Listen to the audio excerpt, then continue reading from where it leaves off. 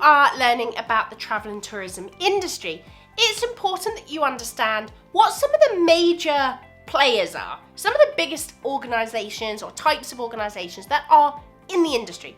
And one of those is a tour operator. So in today's video, I am going to tell you what a tour operator is, what they do, and why they're an important part of the travel and tourism industry. If you're new here, my name is Dr. Hayley Stainton and I am your travel and tourism teacher here on YouTube. If you're studying travel and tourism, make sure you hit subscribe. So let's start at the beginning. What is a tour operator?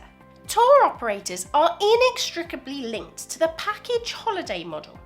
The tour operator is essentially the person or the organisation who creates that package. A travel agency is then the person who sells that package to you. So imagine you have a factory. Let's look at toys. The tour operator is essentially the person in the factory putting the toys or the holiday together. They then give that to the shop or the travel agent who sells it to you. In the chain of distribution, the tour operator is represented by the term wholesaler. This is because the tour operator is responsible for purchasing products or services in bulk and then redistributing them as a packaged product to consumers. So to put it simply, a tour operator is the person or the organisation who takes all the different parts of a holiday, the transfer, hotel, transport, etc., and packages it together. The types of package vary, but most commonly tour operators are associated with the mass tourism model and the traditional package holiday market. However, tour operators do also play an important role in the production of niche tourism products and services too. So why are tour operators such an important part of the travel and tourism industry? Tour operators make the logistics of organising a holiday much easier for the consumer. This makes people more likely to travel more often. Tour operators actually have a lot of power. If they choose to sell holidays in a particular location, then that location will receive many of the associated positive and negative economic impacts of tourism. Tour operators are often vertically or horizontally integrated with other organisations such as travel agents and airlines. This allows for easier management and distribution of products. Now, if so far I have said any words like chain of distribution or vertical integration that you are not sure about, don't worry, I have you covered because I've got videos explaining what all of those mean too, and I will link to those at the end of this video. Tour operators typically build holidays en masse. This means that economies of scale play a key role in driving down prices. The more you produce, the cheaper the product becomes. So imagine you have that factory, and if you are making just one toy, it's probably going to be more expensive than if you make 100 or 1,000 of those toys, because you can buy big boxes with all the parts, right? So economy of scale definitely applies here, because if we can make more, we can do it for a cheaper price. And this is exactly the same for a tour operator. So tour operators will typically make lots and lots of package holidays. So they'll do deals with hotels to get lots of rooms, and they'll use that to make lots of packages. They'll do deals with airlines to get lots of seats on flights, and they'll put those into the packages. This is obviously beneficial to the customer, and it helps travel agents to have a competitive advantage when they are selling holidays. Now, through my years of being a travel and tourism teacher or lecturer, I have noticed that many people often struggle with the difference between a travel agent and a tour operator. But they are not the same thing, contrary to what some people may believe. They are actually two different things. A tour operator is the organisation which puts the different elements of the holiday together, and the travel agent is the organisation who sells it to the customer. Whilst this differentiation is pretty easy to comprehend, it's easy to understand why people get tour operators and travel agents mixed up. And this is largely because many organisations actually operate under the same company. For example, TUI has a tour operator and a travel agent, and an airline too. As a result, many people do not realise that in actual fact these are two separate organisations doing two separate jobs. So let's look at this in a bit more detail and work out, what does a tour operator really do? Ultimately, a tour operator is responsible for putting the different elements of a package holiday together into a commodified package that can be sold. To do this, there are a number of different roles and responsibilities that tour operator staff will have. This includes data analysis, which destinations will sell best, how many holidays should they sell, etc. Assessing suitability of accommodation, transfer and transport options, liaising or talking with different stakeholders, such as coach operators, airlines, hoteliers, resort representatives, negotiating contracts, confirming reservations with airlines and hotels, managing and responding to customer feedback, undertaking market research, production of marketing material, providing pricing information, handling bookings, invoicing and issuing of tickets, working with travel consultants from different travel agencies to put the holiday packages together.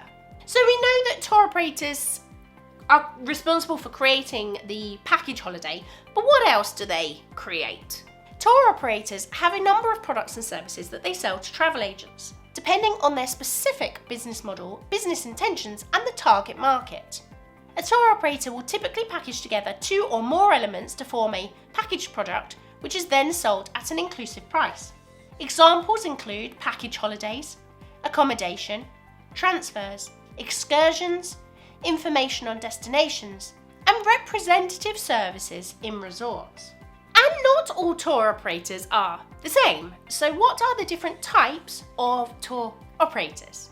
Tour operators come in all shapes and sizes. Some are large, multinational organisations, and others are small, independent businesses. Different types of tour operators develop products for different types of tourism. This can include the mass tourism market, the niche tourism market, special interest tourism, luxury tourism, and tailor-made products and dynamic packages too. There are 4 different types of tour operators: inbound, outbound, domestic, and ground operators. So let's take a look at what each of these do. An inbound tour operator is one who facilitates inbound tourism. The aim of an inbound tour operator is to bring tourists in to a particular country or countries. Inbound tour operators will often collaborate with local travel agencies and transport operators to facilitate travel arrangements for their customers. Outbound tour operators. An outbound tour operator is one who facilitates outbound tourism. The aim of an outbound tour operator is to send tourists out of a particular country or countries. Outbound tour operators will often collaborate with foreign travel agencies and transport operators to facilitate travel arrangements for their customers. A domestic tour operator is one who facilitates domestic tourism. The aim of a domestic tour operator is to organise travel within a particular country or countries. Domestic tour operators will often collaborate with domestic travel agencies and transport operators to facilitate travel arrangements with their customers. Domestic tour operators will often serve the inbound tourism market. And then we have ground operators. A ground operator is an organisation who does the groundwork at grassroots level. Many tour operators do not have connections in all places around the world. Therefore, they build a network of connections to help them run their businesses. Essentially, some of the work is passed on to a third party known as a ground operator. This work may include negotiating local contracts, liaising with local suppliers, and providing market data, amongst other things. This is especially common for small tour operators. You may also hear ground tour operators referred to as handling operators or handling agents. And you may have heard about the Association of Independent Tour Operators, known as AITO. So who are they?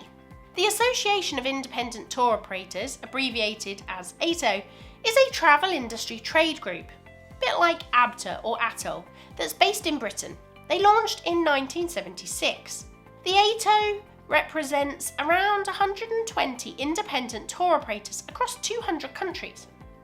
These tour operators provide access to a huge range of activities, including city breaks, safaris, luxury holidays, and much more. The AITO is based in Twickenham, southwest London. It does a variety of things, but most importantly, you can be reassured that your holiday is well protected thanks to the Association of Independent Tour Operators. They assess every member financially as well as their own business practice before granting membership. This means that you are guaranteed clear and accurate descriptions of holidays as well as tour standards that are consistently monitored.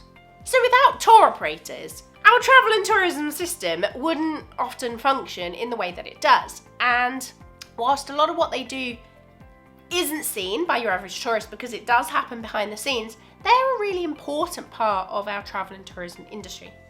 And if you want to learn more about those other important parts that I did mention earlier, check out these videos here.